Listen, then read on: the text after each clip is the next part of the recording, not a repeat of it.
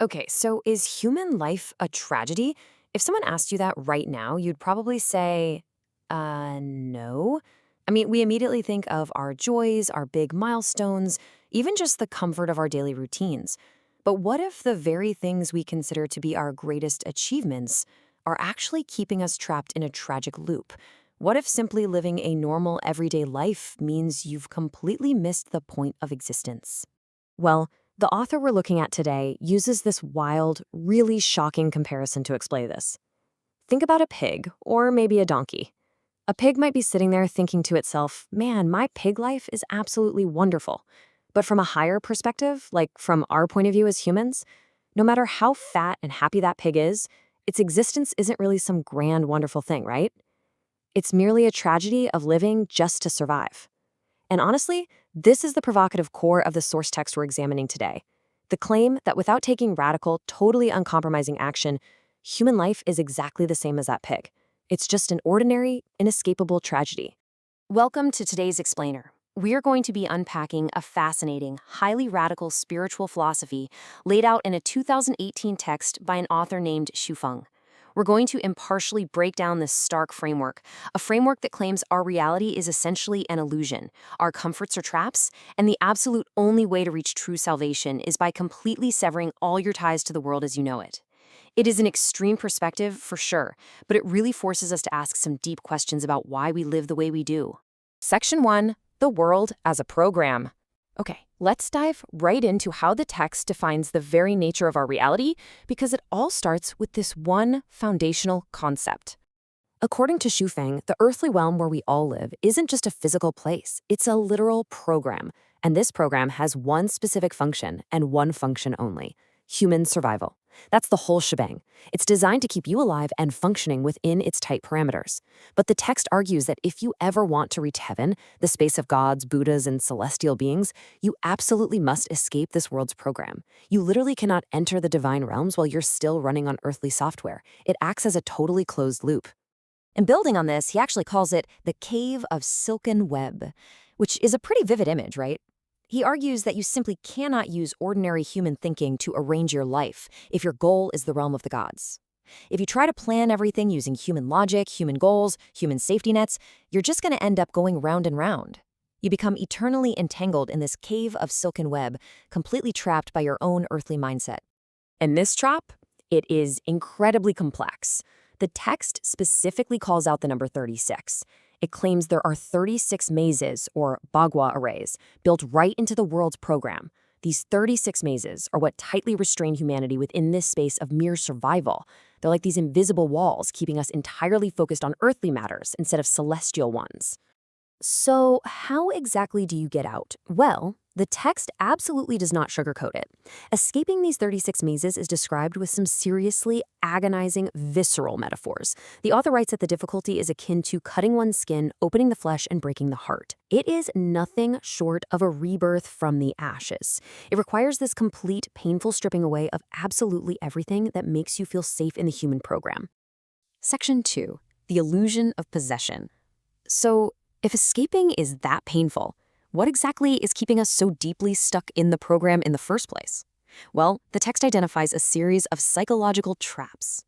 Xu Feng argues the main culprit here is just human inertia. It's biology, really.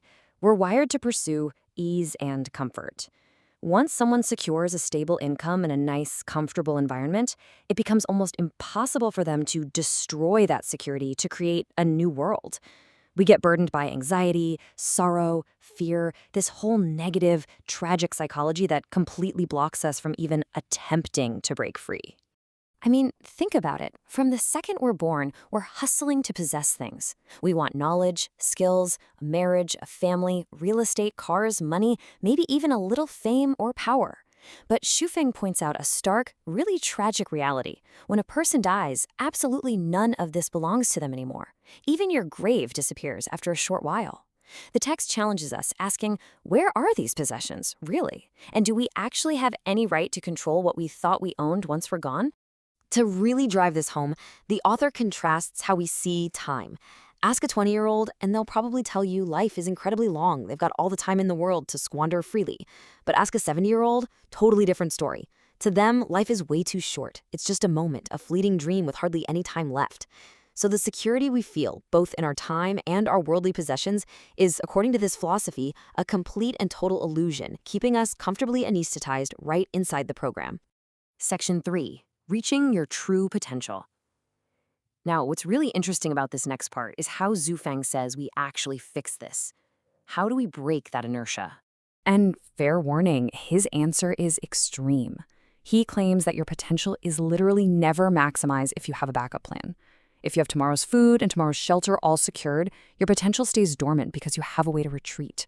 The only time a human being's potential is utilized to its absolute maximum is when they have completely severed that retreat, when they literally do not know where tomorrow's food or shelter is coming from. Only in that state of absolute reliance and forward momentum can you actually break out of the 3-6 mazes. Now, the text totally acknowledges how terrifying that sounds. Seriously, just the mere thought of possessing nothing, let alone actually doing it, is enough to completely paralyze most of us. We don't even have to actually give up our possessions to feel the fear.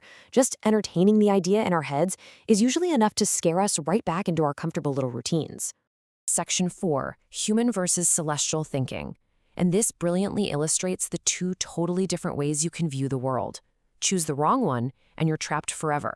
Swifting breaks it down like this. You got human thinking, which is where he puts philosophers like Confucius. According to the text, Confucius's philosophy never actually rises to the level of the divine. If you follow human teachings, you're only ever going to be human. You stay stuck in worldly circles in the cycle of reincarnation. But then you have celestial thinking. This is represented by figures like Jesus Christ, Buddhist Shakyamuni, and Lao Tzu. Following their teachings, the text argues, is the one and only way to escape the 36 mazes, understand where you go after death, and turn your tragic life into a happy one. Now, there's also a pretty wild, mystical warning tucked in here. The author claims there's actually a third path. If you learn from demons, ghosts, spirits, and monsters, well, you're going to enter their world. And he claims that in today's world, these negative entities are actively multiplying. They are constantly busy looking for new members to expand their dark territories. So yeah, it definitely adds a sense of urgent peril to this whole need for escape. Section 5. Burning your bridges. So, the crucial point is, how do we actually apply celestial thinking and finally escape the program? The text calls the ultimate solution burning bridges, but it's defined in a really specific way. It means walking forward with absolutely all your heart, leaving yourself zero way to retreat. None. It means utterly dismantling the safety nets of money, property, and societal expectations. According to Zufang, if you have never burned your bridges, you are completely unqualified to say your life is wonderful.